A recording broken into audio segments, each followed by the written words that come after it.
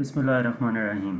First year. आज हम chapter 9 physical optics का माइकलसन इंटरफेरोमीटर जो टॉपिक है वो कवर करेंगे।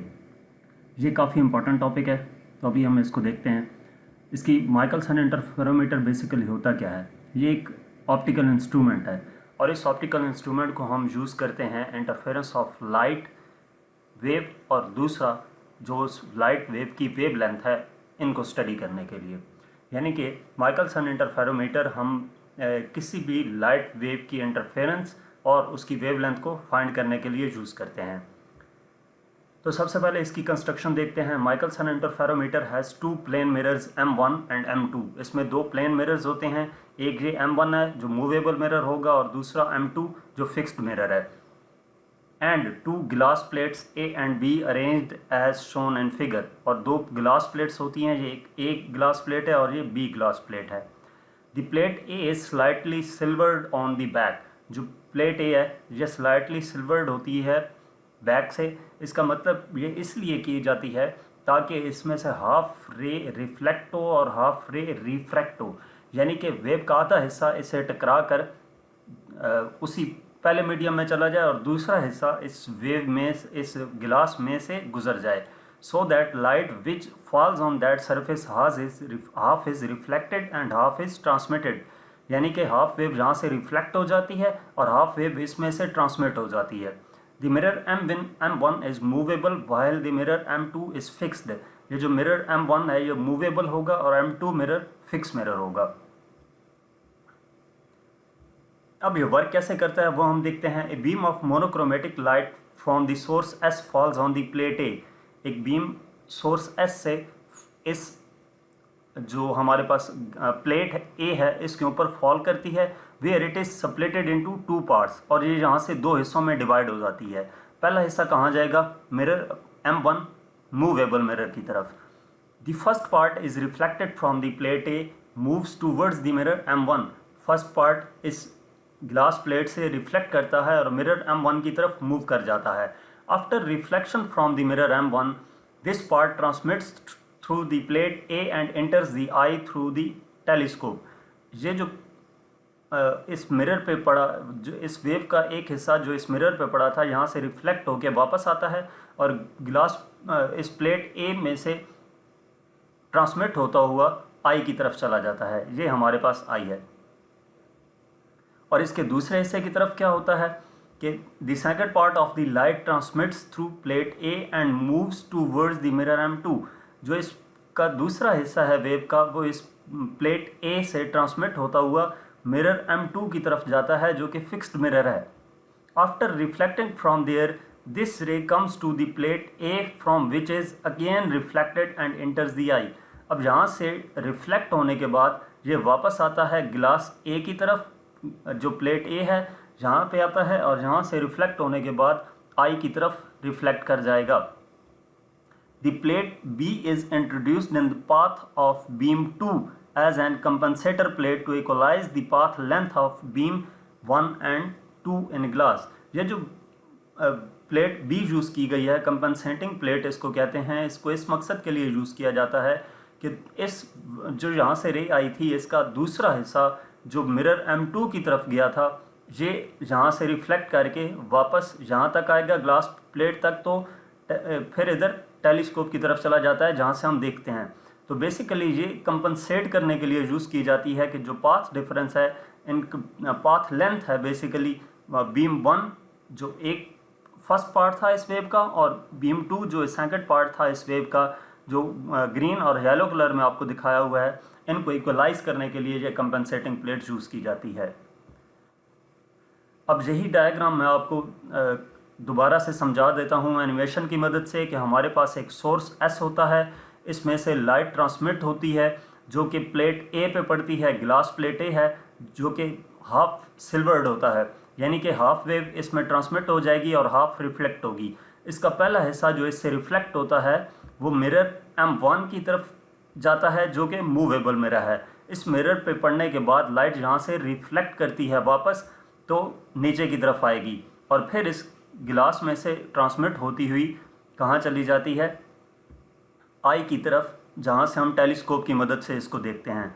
और इसी वेव का दूसरा हिस्सा जो कि इस ग्लास प्लेट ए से ट्रांसमिट होता हुआ कहाँ पे जाता है, कंपनसेटिंग प्लेट बी की तरफ, और इसमें से गुजरता हुआ ये बेसिकली इसकी तरह नहीं है, ये हाफ सिल्वर्ड था और ये हाफ सिल्वर्ड नहीं है, बल्कि इसमें से सारी वेव पास हो जाती है। तो यहाँ से ये लाइट गुजरती हुई दूसरे मिरर M2 की तरफ जाती है जो कि फिक्स्ड मिरर है। इस पर लाइट पड़ने के बाद ये वापस से रिफ्लेक्ट करती है यहाँ से, और ये यहाँ तक ग्लास प्लेट ए तक आती है। यहाँ से फिर ये रिफ्लेक्ट करके आई की तरफ डाउनवर्ड चली जाती है। तो इस तरीके से इस माइकलसन इंटरफेरोमीटर की वर्किंग है। इस ग्लास प्लेट ए से मूवेबल मिरर 1 तक M1 तक का जो डिस्टेंस है उसको L1 काउंट किया जाता है, और जो ग्लास प्लेट ए से फिक्स्ड मिरर M2 तक का डिस्टेंस है उसको L2 काउंट करते हैं।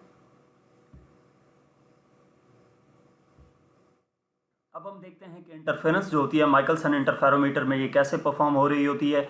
तो हम सपोज करते हैं कि M1 और M2 इक्वल डिस्टेंस हैं प्लेट ए से, यानी कि ये जो मिरर M1 है और M2 है इनका डिस्टेंस ग्लास प्लेट ए की निस्बत इक्वल है। So the two beams travel optically similar path. तो ये जो दो बीम्स होंगी ये सिमिलर पाथ कवर करेंगी। Here plate B is used to introduce the same retardation in beam 2 as introduced in beam 1 by its 2 passages through plate A. कि जो plate B है इसको यूज़ करते हैं यहाँ पर रिटार्डेशन के तौर पर, क्योंकि पाथ ऑलरेडी हमारे पास सेम है ए और बी का। तो इससे होता क्या है, so the path difference between the two beams of light is 0 and bright fringes observed. अब दोनों के दरमियान जो पाथ डिफरेंस होगा, जितनी इस वेव के इस पार्ट ने डिस्टेंस कवर किया था उतना ही इस पाथ ने डिस्टेंस कवर किया, यानी कि जो पाथ लेंथ है वो सेम थी। तो इस वजह से ब्राइट फ्रिंज पाथ डिफरेंस इनके दरमियान 0 होगा। तो इसका इफेक्ट क्या होगा कि हमें ब्राइट फ्रिंज ऑब्जर्व होगी ड्यू टू कंस्ट्रक्टिव इंटरफेरेंस, क्योंकि यहाँ पे कंस्ट्रक्टिव इंटरफेरेंस होगा। जब पाथ डिफरेंस दो वेव्स के दरमियान नहीं होगा तो इसका मतलब ये है कि वहाँ पे कंस्ट्रक्टिव इंटरफेरेंस होगा, यानी कि क्रस्ट के ऊपर और ट्रफ के ऊपर आएगा। तो यहाँ पर हमें कंस्ट्रक्टिव इंटरफेरेंस टेलीस्कोप की मदद से हम देख सकेंगे। नेक्स्ट क्या है कि alternate bright and dark fringes हमें कैसे मिलेंगी। तो if the mirror M1 is moved through distance λ/4 backward, अगर ये मिरर M1 जो है, जो मूवेबल मिरर है, इसको हम मूव करते हैं कितना डिस्टेंस λ/4 बैकवर्ड, तो इससे क्या होगा, path difference between the two beams will be equal to λ/2। तो पाथ डिफरेंस कितना हो जाएगा, λ/2 हो जाएगा इक्वल, क्योंकि ये λ/4 हम जब इसको मूव करेंगे तो ये ऊपर भी जाएगी और फिर नीचे भी आएगी। तो उससे क्या होगा कि जो पाथ डिफरेंस आ जाएगा इस रे 1 और रे 2 के दरमियान वो λ/2 हो जाएगा and dark fringe will be seen. तो इसकी मदद से हमें क्या होगा, डार्क फ्रिंज नजर आएगी। इसी तरह फिर हम क्या करते हैं, when the mirror M1 is further move through distance λ/4, हम मजीद λ/4 इसको मूव करवाते हैं तो पाथ डिफरेंस हमारे पास λ हो जाएगा। यानी कि हर λ/4 मूवमेंट के साथ जो पाथ डिफरेंस आएगा उसमें हाफ चेंज आ जाएगा उसका, जितना उसको मूव करेंगे। तो ये λ/4 क्या हो जाएगा, लैम्डा हो जाएगा। And now bright band will be observed या bright fringe will be observed. Thus, as the mirror moved slowly through distance λ/4 each time, bright and dark fringes will be appear alternately. तो इसी तरह जब mirror move करेगा slowly कितना distance λ/4 हर time, तो उससे हमें ब्राइट और डार्क फ्रिंजेस दिखाई देंगी। यानी कि हर टाइम जब λ/4 डिस्टेंस हम ये मिरर M1 मूव करते हैं तो उसकी मदद से हमें टेलीस्कोप से bright and dark fringes alternately नज़र आएंगी। अब अगर हमने वेवलेंथ फाइंड करनी हो लाइट की तो उसको हम कैसे फाइंड करेंगे। To find the wavelength lambda of light used let m number of fringes are observed. क्या हम वेवलेंथ फाइंड करने के लिए हम जो सपोज करते हैं कि m नंबर ऑफ फ्रिंजेस हमने ऑब्जर्व की हैं। When the mirror M1 is moved backward, जब मिरर M1 को हम मूव करते हैं बैकवर्ड कितना distance λ/4 each time, then the total distance p किसकी इक्वल हो जाएगा, m इंटू λ/4 प्लस λ/4। λ/4 इसको मूव किया है तो एक पाथ जाने का और दूसरा पाथ आने का, तो दोनों को ऐड किया λ/4 प्लस λ/4, तो ये बेसिकली क्या हो जाएगा, p equal to m λ/2। Lambda equal हो जाएगा 2p/m के। ये पी क्या है, बेसिकली टोटल डिस्टेंस है, और लैम्डा वेवलेंथ है, एम हमारे पास नंबर ऑफ फ्रिंजेस हैं। तो ये हमारे पास इस फार्मूले की मदद से हम लैम्डा फाइंड कर सकते हैं। Knowing the value of M and P we can find lambda. तो यहाँ तक हमारा ये टॉपिक था, माइकलसन इंटरफेरोमीटर। मज़ीद फ़िज़िक्स का कोई भी टॉपिक देखने के लिए, exercise questions, numericals, solved MCQs, even के 9th 10th फर्स्ट ईयर का कोई भी टॉपिक देखने के लिए आप मेरा यूट्यूब चैनल विज़िट कर सकते हैं। बाकी सेकंड ईयर पे मैं नेक्स्ट सेक्शन में इंशाल्लाह वर्किंग करूँगा। Thank you.